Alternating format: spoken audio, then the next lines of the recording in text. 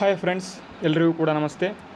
ಎಲ್ಲರಿಗೂ ಕೂಡ ಮಾರ್ಚ್ 5, 2024 ಪ್ರಚಲಿತ ಘಟನೆಗಳಿಗೆ ನಿಮಗೆ ಸ್ವಾಗತ. ಮೊದಲನೇದಾಗಿ ಎಲ್ಲ ಎಕ್ಸಾಮ್ಸ್ಗಳು ಅಥವಾ ಎಲ್ಲ ಪರೀಕ್ಷೆಗಳು ಇಲ್ಲಿ ಶುರು ಆಗ್ತಾ ಇದ್ದಾವೆ. 2024 ಒಂದು ಏನು ನೇಮಕಾತಿ ವರ್ಷ ಇದೆ ಅದು ಕೂಡ ಈಗಾಗಲೇ ಶುರುವಾಗಿದೆ.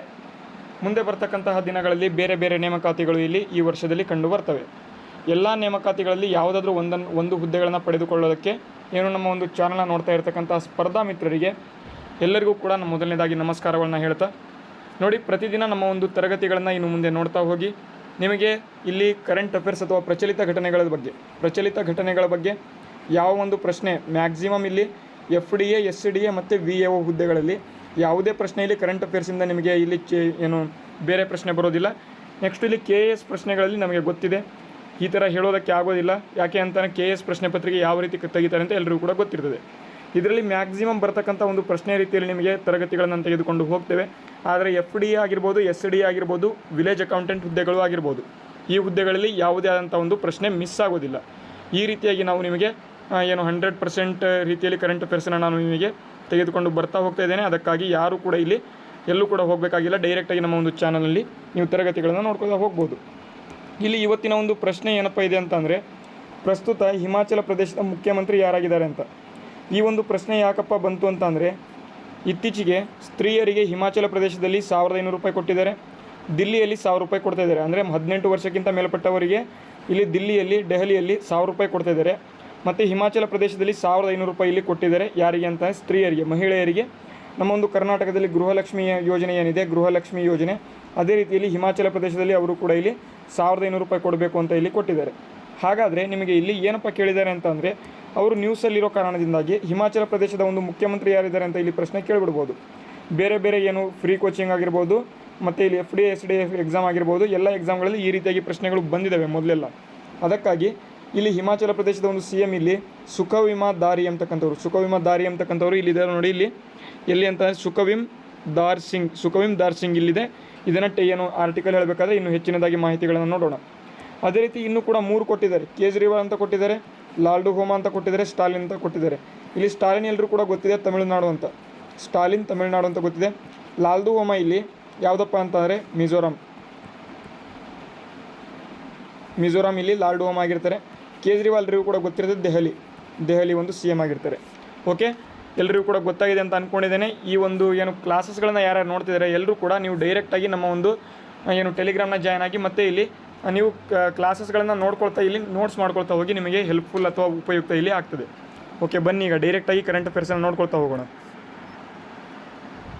ನಿಮಗೆಲ್ಲರಿಗೂ ಕೂಡ ಗೊತ್ತಿದೆ, ಇವತ್ತಿನ ಒಂದು ದಿನದ ಒಂದು ವಿಶೇಷ ದಿನ ನಾನು ಪ್ರತಿದಿನ ಹೇಳ್ತೇನೆ. ಆದರೆ ಮಾರ್ಚ್ 5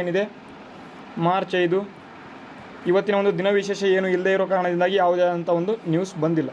ಓಕೆ, ಇವತ್ತಿನ ಒಂದು ದಿನ ವಿಶೇಷ ಎಲ್ಲರೂ ಕೂಡ ನೀವು ಬೇಕಾದರೆ ಗೂಗಲಲ್ಲಿ ಸರ್ಚ್ ಮಾಡ್ಕೋಬೋದು. ಏನಾದರೂ ಇಂಪಾರ್ಟೆಂಟ್ ಇತ್ತಪ್ಪ ಅಂತಾನೆ ದಿನ ವಿಶೇಷವನ್ನು ನಾನು ಡೈರೆಕ್ಟಾಗಿ ಕ್ಲಾಸಲ್ಲೇ ನಿಮಗೆ ಡಿಸ್ಕಸ್ ಮಾಡಿಬಿಡ್ತೇನೆ. ಅದೆಲ್ಲರಿಗೂ ಕೂಡ ಗೊತ್ತಿದೆ, ಯಾರ್ಯಾರಿಗೆ ಗೊತ್ತಿಲ್ಲ ನೀವು ತಿಳ್ಕೊಳ್ಳಿ. ಓಕೆ, ಇಲ್ಲಿ ಪ್ರತಿದಿನದ ಒಂದು ಪ್ರಶ್ನೆ ರೀತಿಯಲ್ಲಿ ಇತ್ತೀಚೆಗೆ ನಿಧನರಾಗಿರ್ತಕ್ಕಂತಹ ಒಂದು ಬಿಂದೇಶ್ವರ್ ಪಟಕ್ ಅವರು ನೋಡಿ, ತುಂಬ important. Toilet man of India ಅಂತ ಕರಿತೇವೆ ಬಿಂದೇಶ್ವರ್ ಪಟಕ್ ಅವ್ರನ್ನ. Toilet man of India, TMI ಅಂತ ನೆನ್ಪಿಟ್ಕೊಳ್ಳಿ. ಟಾಯ್ಲೆಟ್ ಮ್ಯಾನ್ ಆಫ್ ಇಂಡಿಯಾ ಅಂತ ಕರಿತೇವೆ ಬಿಂದೇಶ್ವರ್ ಪಟಕ್ ಅವ್ರನ್ನ. ಅವರು ಯಾವ ಕ್ಷೇತ್ರಗಳಿಗೆ ಇಲ್ಲಿ ಸಂಬಂಧ ಹೊಂದಿದ್ರು ಅಂತ. ಇತ್ತೀಚೆಗೆ ಅವರು ನಿಧನ ಹೊಂದಿದ್ದಾರೆ. ಇಲ್ಲಿ ಫ್ಯಾಷನ್ ಡಿಸೈನಿಂಗ್, ಚಲನಚಿತ್ರ, ಕ್ರಿಕೆಟ್ ಮತ್ತು ಸಾಮಾಜಿಕ ಸೇವೆ ಅಂತ ಕೊಟ್ಟಿದ್ದಾರೆ. ನಿಮಗೆ ಈಗಾಗಲೇ ಗೊತ್ತಾಯಿತು, ಟಾಯ್ಲೆಟ್ ಮ್ಯಾನ್ ಆಫ್ ಇಂಡಿಯಾ ಅಂತ ಅಂದರೆ ಅವರು ಸಮಾಜ ಸೇವೆಗೆ ಇಲ್ಲಿ ಹೆಸರನ್ನು ಮಾಡಿರ್ತಾರೆ ಅಂತ. ಹಾಗಾಗಿ ಆಪ್ಷನ್ ಡಿ ಇಲ್ಲಿ ಸರಿಯಾದ ಉತ್ತರ ಆಗಿದೆ.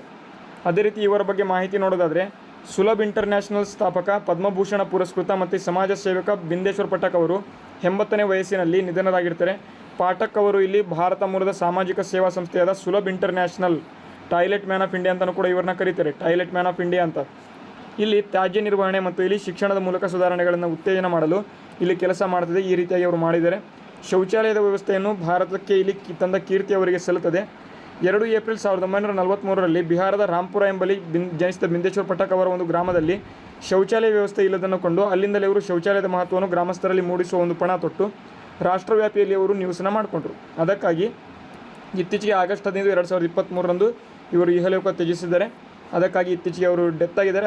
ಆ ಕಾರಣದಿಂದಾಗಿ ಅವರ ಒಂದು ಹೆಸರು ನ್ಯೂಸಲ್ಲಿದೆ, ಬಿಂದೇಶ್ವರ್ ಪಟಕ್ ಎಂಬತಕ್ಕಂಥವ್ರು toilet man of India. Okay, okay, ಬನ್ನಿ ಮುಂದಿನ ಒಂದು ಆರ್ಟಿಕಲ್ಗಳನ್ನು ನೋಡ್ಕೊಳ್ತಾ ಹೋಗೋಣ. ಇಲ್ಲಿ ಕೊಟ್ಟಿರ್ತಕ್ಕಂಥ ಆರ್ಟಿಕಲ್ ಎಲ್ಲವೂ ಕೂಡ ಇಂಪಾರ್ಟೆಂಟ್ ಇಲ್ಲ, ಆದರೆ ಸಂಪೂರ್ಣ ಏನು ಇಂಪಾರ್ಟೆಂಟ್ ಇರತಕ್ಕಂಥ ಒಂದು ಆರ್ಟಿಕಲ್ಗಳನ್ನು ಇಲ್ಲಿ ತೆಗೆದುಕೊಂಡು ಬರ್ತೇನೆ. ಇಲ್ಲಿ ನೋಡಿ, ಪ್ರಗತಿಶೀಲ ಸಾಹಿತ್ಯಕ್ಕೆ ಸೇರಿದ ಒಂದು ಸಾಹಿತ್ಯ ಯಾವುದರಿಂದ ಕೊಟ್ಟಿದ್ದಾರೆ. ಕೇರಳದ ಕುಮಾರನ್ ಆಶಾನ್ ಪ್ರಶಸ್ತಿ ಪಡೆದ ಕೃತಿಗಳು. ಸಿಂಹಾವಲೋಕನ ಇಲ್ಲಿ ಕ್ರಮದಿಂದ ಮಹಾಭಾರತಿ ಮಹರಿತು ಕಾವ್ಯ ಬರೆದವರು. ಭಾರತೀಯ ಕಾವ್ಯಮೀಮಾಂಸೆ ಕರ್ತೃ. ಕರ್ನಾಟಕ ಕವಿ ಚ್ಯೂತವನ ಚೈತ್ರ ಬಿರುದಾಂಕಿತ ಕವಿ ಯಾರು. ಇದು ಹರಿಹರನ ಒಂದು ಕೃತಿಯಾಗಿದೆ. ಆದಯ್ಯನ ಪಾತ್ರ ರಾಘವಾಂಕನ ಕಾವ್ಯದಲ್ಲಿ ಬರ್ತದೆ ಅಂತ ಕೊಟ್ಟಿದ್ದಾರೆ. ಭೂಮಿಗೀತವನ್ನು ರಚಿಸಿದ ಒಂದು ನವ್ಯ ಕವಿ ಯಾರು ಅಂತ ಕೊಟ್ಟಿದ್ದಾರೆ. ಈ 8 ಪ್ರಶ್ನೆಗಳಿಗೆ ಸರಿ ಉತ್ತರಗಳನ್ನು ಇಲ್ಲಿ ಕೊಟ್ಟಿರ್ತೇನೆ, ಎಲ್ಲರೂ ಕೂಡ ಇದನ್ನು ನೋಡ್ಕೊಳ್ಳಿ. ಓಕೆ, ಬನ್ನಿ ಒಂದೊಂದಾಗಿ ಕ್ಲಾಸಸ್ಗಳನ್ನು ನೋಡ್ಕೊಳ್ತಾ ಹೋಗೋಣ. ಈಗಾಗಲೇ ಹೇಳಿದೆ, ಸ್ತ್ರೀಯರಿಗೆ ಹಿಮಾಚಲ ಸರ್ಕಾರ ಒಂದು ಏನಿದೆ 1500 ರೂಪಾಯಿ ಕೊಡ್ತಾ ಇದೆ. ಅದೇ ರೀತಿ ದಿಲ್ಲಿ ಸರ್ಕಾರ 1000 ರೂಪಾಯಿ ಕೊಡ್ತಾ ಇದೆ. ಮುಂದಿನ ಹಣಕಾಸು ವರ್ಷದಿಂದ 18ರಿಂದ 60 ವರ್ಷದೊಳಗಿನ ಮಹಿಳೆಯರಿಗೆ ರಾಜ್ಯ ಸರ್ಕಾರ 1500 ರೂಪಾಯಿ ಕೊಡ್ತದೆ ಅಂತ ಇಲ್ಲಿ ಹಿಮಾಚಲ ಪ್ರದೇಶ ಹೇಳಿದರೆ. ಅದೇ ರೀತಿ ಇಲ್ಲಿ ಸುಖವಿಮ್ ದುರ್ಸಿಂಗ್ ಅವರು ಹೇಳಿದ್ದಾರೆ. ಅದೇ ರೀತಿ ಕಳೆದ ವರ್ಷ ನಡೆದ ವಿಧಾನಸಭಾ ಚುನಾವಣೆಗಳ ಮುನ್ನ ಕಾಂಗ್ರೆಸ್ ನೀಡಿದ 10 ಖಾತರಿಗಳಲ್ಲಿ ಇದು ಕೂಡ ಒಂದಾಗಿತ್ತು. ಈ ನಡುವೆ ದೆಹಲಿಯ ಒಂದು ಅರವಿಂದ್ ಕೇಜ್ರಿವಾಲ್ ನೇತೃತ್ವದಲ್ಲಿ ಆಮ್ ಆದ್ಮಿ ಸರ್ಕಾರ ಏನಿದೆ ಅವರು ಕೂಡ ಸೋಮವಾರ ಮಂಡಿಸಿದಂಥ ಒಂದು ಬಜೆಟ್ನಲ್ಲಿ 18 ವರ್ಷ ಮೇಲ್ಪಟ್ಟವರಿಗೆ ಎಲ್ಲರೂ ಕೂಡ 1000 ರೂಪಾಯಿ ಕೊಡ್ತೇವೆ ಅಂತ ಇಲ್ಲಿ ಯೋಜನೆ ಮಾಡಿದ್ದಾರೆ. ಇವೆಲ್ಲವೂ ಕೂಡ ಎಲ್ಲಿಂದ ಬಂತು ಅಂತಂದರೆ ಕರ್ನಾಟಕದಿಂದ ಬಂತು. ಕರ್ನಾಟಕದಿಂದ ಎಲ್ಲ ಕಡೆ ಇಲ್ಲಿ ಹರಡ್ತಾ ಇದೆ. ಅದರ ಬಗ್ಗೆ ನಿಮಗೆ ಮಾಹಿತಿ ಗೊತ್ತಿರಲಿ. ಮಂಗಳೂರಿನ ಈಶಿಕಾಗೆ ಟೀನ್ ಗ್ಲೋಬಲ್ ವರ್ಲ್ಡ್ ಇಂಡಿಯಾ ಪ್ರಶಸ್ತಿ ಅಂತ, ತುಂಬ ಇಂಪಾರ್ಟೆಂಟು. ಈಶಿಕಾ ನೆನ್ಪಿಟ್ಕೊಳ್ಳಿ, ಪಕ್ಕಾ ಪ್ರಶ್ನೆ ಬರ್ತದೆ. ಇತ್ತೀಚೆಗೆ ಈಶಿಕಾ ನ್ಯೂಸಲ್ಲಿ ಇದ್ದರು. ಅವರು ಯಾವ ಒಂದು ಸ್ಪರ್ಧೆಯಲ್ಲಿ ಭಾಗವಹಿಸಿದರು ಅಂತ ಕೇಳಿದರೆ ಇಲ್ಲಿ ವರ್ಲ್ಡ್ ಗ್ಲೋಬಲ್ ಇಂಡಿಯಾ ಪ್ರಶಸ್ತಿ ಏನಪ್ಪ ಇದು ಅಂತ ಅಂದರೆ, ದೆಹಲಿಯಲ್ಲಿ ನಡೆದ ಮಿಸ್ಸಸ್ ಮಿಸ್ಟರ್ ಮತ್ತು ಮಿಸ್ ಹಾಗೂ ಮಿಸ್ ಟೀನ್ ಗ್ಲೋಬಲ್ ಸೌಂದರ್ಯ ಸ್ಪರ್ಧೆಯಲ್ಲಿ ಮಂಗಳೂರಿನ ಈಶಿಕಾ ಶೆಟ್ಟಿಯವರು ಮಿಸ್ ಟೀನ್ ಗ್ಲೋಬಲ್ ವರ್ಲ್ಡ್ ಪ್ರಶಸ್ತಿಯನ್ನು ಇಲ್ಲಿ ಗೆದ್ದುಕೊಂಡಿದ್ದಾರೆ. ಇಂಡಿಯಾ ಓಷಿಯಾನಿಯಾ 2024 ಪ್ರಶಸ್ತಿ ಪಡೆದಿರ್ತಾರೆ. ಗ್ಲೋಬಲ್ ಇಂಡಿಯಾ ಎಂಟರ್ಟೈನ್ಮೆಂಟ್ ಪ್ರೊಡಕ್ಷನ್ ಮತ್ತು ಆಲಿ ಶರ್ಮಾ ವತಿಯಿಂದ ಸ್ಪರ್ಧೆ ಏರ್ಪಡಿಸಲಾಗಿತ್ತು. ಸ್ಪರ್ಧೆಯಲ್ಲಿ ದೇಶದ ಒಂದು ವಿವಿಧ ರಾಜ್ಯದ ಒಂದು 65 ಮಂದಿ ಇಲ್ಲಿ ಭಾಗವಹಿಸಿದರು ಅಂತ ಇಲ್ಲಿ ಮಾಹಿತಿಗಳನ್ನು ಕೊಟ್ಟಿದ್ದಾರೆ. ಓಕೆ, ನೆಕ್ಸ್ಟು ಇನ್ನೊಂದು ಇಂಪಾರ್ಟೆಂಟ್ ಆರ್ಟಿಕಲ್ ಇದೆ ನೋಡಿ. ಇಲ್ಲಿ ಭಾರತಕ್ಕೆ ಬಗ್ಗೆ ಎಲ್ಲರಿಗೂ ಕೂಡ ಗೊತ್ತಿದೆ ಅಂತ ಅಂದ್ಕೊಂಡಿದ್ದೇನೆ. ಯಾಕೆ ಅಂತಾರೆ, ನಮ್ಮ ಒಂದು ಚಾನಲಲ್ಲಿ ನಾವು ಮಾಹಿತಿಗಳನ್ನು ಕೊಡ್ತಾ ಹೋಗ್ತಾ ಇರ್ತೇವೆ.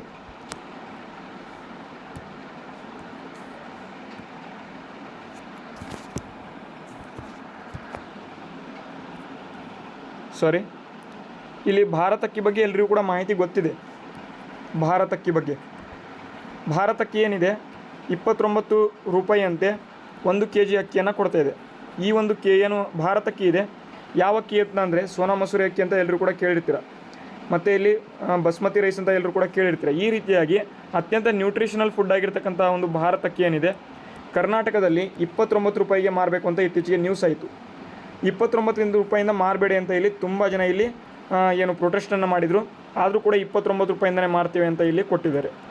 ಅದು ಯಾರಿಗೆ ಇದಾಗಲಿ ಅಂತ ಕನ್ಸ್ಯೂಮರ್ಗೆ ಅಥವಾ ತೆಗೆದುಕೊಳ್ಳುವವರಿಗೆ ಉಪಯುಕ್ತ ಆಗಲಿ ಅಂತ ಇದನ್ನು ಮಾಡಿದರು. ಇದನ್ನು ಮಾಡಿದ ನಂತರ ಅವ್ರು ಏನಪ್ಪ ಮಾಡ್ತಿದ್ದಾರೆ ಅಂತಂದರೆ, ಈಗ 10,000 ಟನ್ ಅಕ್ಕಿ ಮಾರಾಟ ಗುರಿ ಅಂತ ಮಾಡ್ಕೊಂಡಿದ್ದಾರೆ. ಏನಪ್ಪ ಇದು ಗುರಿ ಅಂತ ಅಂದರೆ, ಇಲ್ಲಿ ನೋಡಿ, ಪ್ರಸ್ತುತ ಒಂದು ತಿಂಗಳಿನಲ್ಲಿ ಬೆಂಗಳೂರು ನಗರ ಸೇರಿದಂತೆ ಎಲ್ಲ ಜಿಲ್ಲೆಗಳಲ್ಲಿ 1,00,000 ಕ್ವಿಂಟಲ್ ಅಥವಾ 10,000 ಟನ್ ಭಾರತ್ ಬ್ರ್ಯಾಂಡ್ ಅಕ್ಕಿ ಮಾರಾಟಕ್ಕೆ ಇಲ್ಲಿ ನಾಫೆಡ್ ಇಲ್ಲಿ ನಿರ್ಧಾರ ಮಾಡಿದೆ.